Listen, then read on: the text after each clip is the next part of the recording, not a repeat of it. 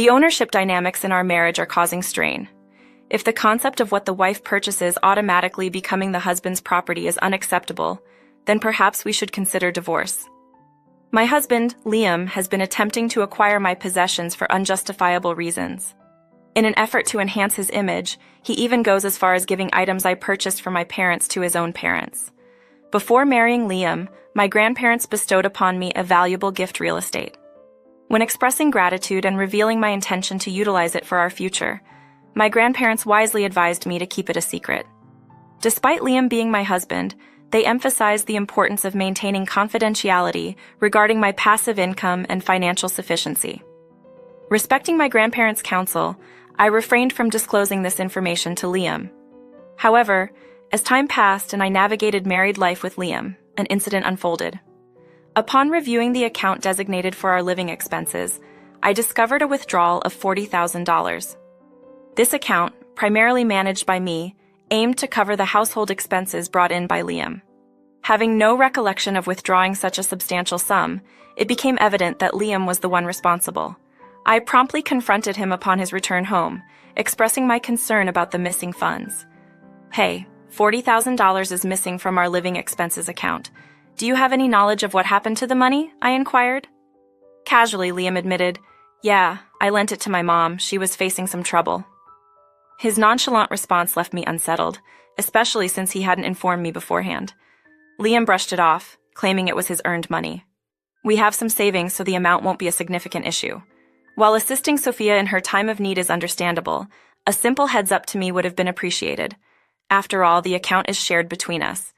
If it were his individual account from his single days, that would be a different matter. However, withdrawing a substantial sum from our joint account without any communication seemed a bit excessive. Upon expressing my frustration with Liam's actions, he responded with a displeased frown and reluctantly uttered, Okay, I'll inform you next time." Dismissing it with an annoyed tone, he swiftly retreated to the bathroom, leaving me unsettled by the encounter. The incident left me feeling uneasy. Liam's behavior was a far cry from the attentive and considerate husband he used to be when we first got married. Is this the transformation that occurs in a marital relationship? A few days later, circumstances compelled me to visit my parents-in-law's house to deliver a package mistakenly sent to our address. Despite my initial intention to leave it at the entrance, my parents-in-law insisted I come inside. Reluctantly, I joined them in the living room for tea. During my visit, I couldn't help but notice an array of luxurious items: cosmetics, glamorous clothes, and health products. My parents-in-law proudly attributed these gifts to their wonderful son. The bank account had a balance of $40,000, so it seemed reasonable to spend it in an apparent manner. However, my feelings shifted when I learned that Liam had lent the money to Sophia, and it was all used for her extravagant products. As I sipped my tea, devoid of any smiles, my in-laws, who had been cheerful until then, wore frightened expressions, almost as if they were issuing a veiled threat. In an attempt to emphasize their son's virtues, they questioned me with a tone of accusation. "My son is such a nice, wonderful boy who gets gifts for me, but what about you? As his wife, are you serving my wonderful son well? There's something fishy going on. I heard you know." He said that he gets blamed a lot from you for taking out the money to spend for me. It became apparent that Liam had portrayed himself as a victim to my parents-in-law, explaining the fearful looks they directed at me. Fatigue set in, fueled by the mistreatment from both my in-laws and husband. This unexpected neglect prompted thoughts of divorce. Contemplating the idea, I envisioned returning to my parents' house and using the savings to rebuild their home. With the passive income I had accumulated, I envisioned a positive change for my parents' living situation. Their current residence is a 3-story house constructed over 29 years ago, predating my brother's birth. Initially housing a family of 5, the home became empty after my brother and I moved out. Despite the installation of handrails to aid my parents, the sprawling nature of the house proved challenging for them, especially given their limited mobility. Recognizing that a more comfortable 1-story house would better suit my parents' needs, I promptly called them to discuss my plan to get a divorce and rebuild their home. Surprisingly, my parents were not shocked by the news of the divorce. Instead, they were elated at the prospect of having their home reconstructed. Excitedly, I shared more details with them over the phone. "We're thrilled that you're planning to rebuild it for us. Thank you. Even if we won't be living there for long, it's not a problem, as you can take over the house, given that it was built with your income. My parents expressed their gratitude. Encouraged by their support, I assured them that I would start preparing and planning the project gradually. They advised me to take it easy and not overexert myself in the process. My parents' comforting words managed to alleviate my depression, and I eagerly embarked on the project to rebuild their house. However, my anticipation was interrupted when Liam unexpectedly confronted me, expressing his discontent. "How dare you use our savings to build a house without informing me?" Liam's anger erupted as we sat across from each other at the living room table. He pounded his fist on the table while shouting, displaying little regard for my feelings, insisting that the new house was intended for my parents. I faced a vehement objection from Liam. He argued that, since it was constructed with our joint funds, his parents had a right to reside in it. Dismissing the practicality of accommodating 4 people in a small one-story house, he demanded I hand over the property. Amidst his loud protests, I realized that not disclosing my passive income would only fuel his anger further. Deciding to reveal the truth, I confessed, "To be honest, I have passive income. I've been saving from the real estate gifted to me by my grandparents. The construction expenses are covered by this income, and I haven't taken a penny from our shared property." As guilt over breaking a promise with my grandparents weighed on me, Liam, now aware of my financial situation, intensified his fury. Accusing me of being a deceitful wife for hiding my income and manipulating our finances, he continued to vehemently pound the table. Keeping my passive income a secret proved to be a wise decision as I witnessed Liam's face reddening with anger. Rising from my seat, I couldn't help but recall my grandparents' advice to maintain this financial information confidential. Perhaps they had already sensed Liam's true nature. Liam, adamant and angered, declared his intention to claim the house as alimony, asserting his authority as the head of the family. Threatening divorce if I disobeyed, his insistence left me feeling nothing but dismay and frustration. I questioned how I could have lived with such a man without truly knowing him. Originally, I had planned to use the passive income when Liam's earnings were no longer sufficient. The savings were meant to serve as a financial safety net in case of injury or illness. However, disillusioned by Liam's behavior, I no longer wished to spend that money on him. In response to his demands, I decided to leave the house, seeking refuge in a business hotel to cool off. Upon my return the next morning, Liam greeted me with a disdainful smile, holding out divorce papers he had already filled out. Accusing me of lying about my passive income, he insisted that I fabricated the information to hide the fact that I was taking money from our shared assets. Despite sincerely telling him the truth, Liam remained steadfast in his unfounded accusations. Frustrated and unable to comprehend his perspective, I reiterated, "It's the truth. I have passive income." Liam, however, dismissed my statement with disbelief, perpetuating his baseless arguments. With a dismissive snicker, Liam handed me the divorce papers, remarking, "You'll let me know when we can move in, okay? I'm gonna go out for a drink." Patting me on the shoulders, he walked out in a seemingly cheerful mood, revealing his true character. It became clear that Liam hadn't changed. He had merely concealed his disdain for me since the beginning of our marriage. He had consistently disregarded my feelings.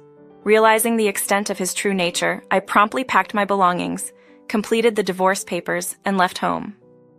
Opting to temporarily move in with my parents, I explained the situation to them, and we agreed to stay together until the new house was finished. The following day, my phone buzzed incessantly with Liam's calls, revealing his impatience. Despite being the one to initiate the divorce, he seemed perturbed by my departure. Responding to his call, I answered with the hope that it would be our final conversation.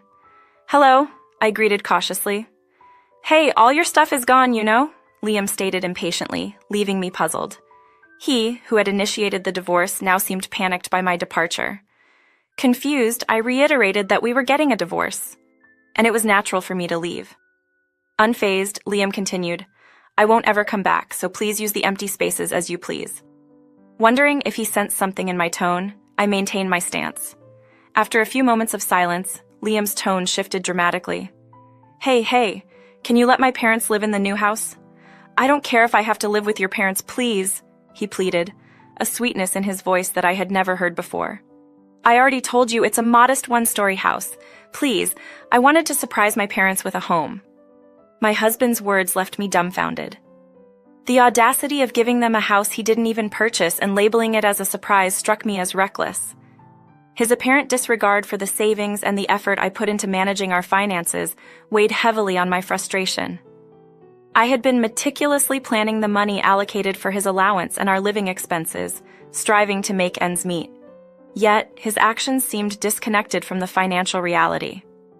"You seem to be careless with money, leaving all the hassle to others, and now you present the house to your parents as if you orchestrated everything independently.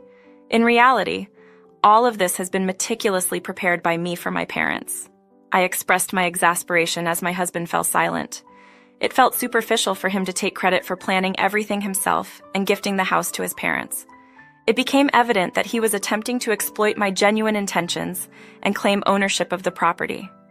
I refused to surrender the house, which I had wholeheartedly built for my parents, to be used as a showpiece for his family. Rejecting Liam's proposal decisively, he reacted with heightened agitation. In his desperation, he argued that as husband and wife, we were supposed to help each other, proposing that I inform his parents about my role in building the house. "We're not a married couple anymore. I've already filed for divorce on the very day you handed me the divorce papers," I asserted, refusing to succumb to his attempts to manipulate the situation. I had already submitted the divorce papers to the city office, responding to his strong desire for a divorce. In light of his eagerness to part ways, I felt it was in his best interest for me to expedite the process. Simultaneously, I was in the midst of updating all the paperwork to reflect my status before marriage. Upon learning that the divorce papers had been filed, my ex-husband expressed disbelief, attempting to backtrack on his decision. He suggested starting over and reconciling, claiming he never expected me to actually leave. Given his past actions, which included depleting our savings for his mother, threatening me with a divorce, and mocking me, I found his proposal ridiculous. There was no way I could envision rekindling a relationship with someone who had treated me in such a manner.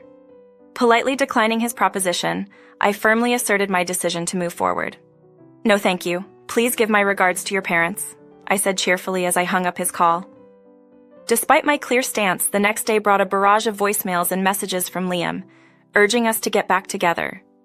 Recognizing his potential ulterior motives, I promptly blocked all contact information related to him and his parents.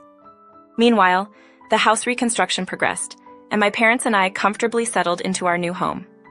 Determined to sever all ties, I focused on building a life separate from Liam.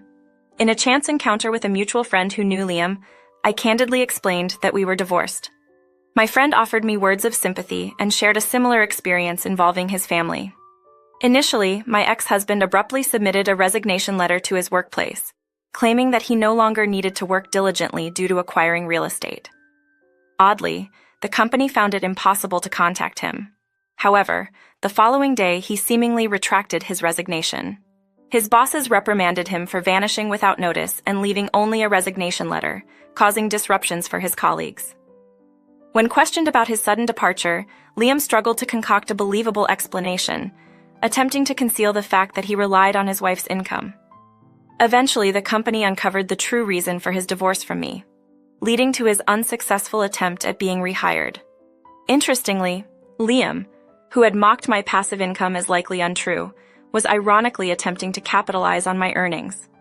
His focus on showcasing wealth to his parents and giving them a house as a present revealed a lack of consideration for me and our shared future. Reflecting on these actions, any lingering feelings I had for my ex-husband dissipated, and I felt a sense of relief. I learned that my ex-husband had returned to his parents' home, presumably facing scrutiny from them.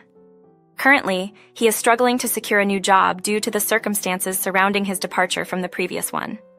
All I can say is that he reaped what he sowed.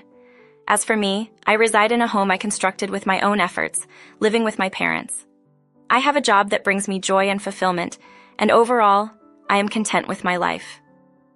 While I had initially saved my passive income for Liam and our shared future, I have decided to redirect it towards supporting those who have consistently stood by me and offered their support.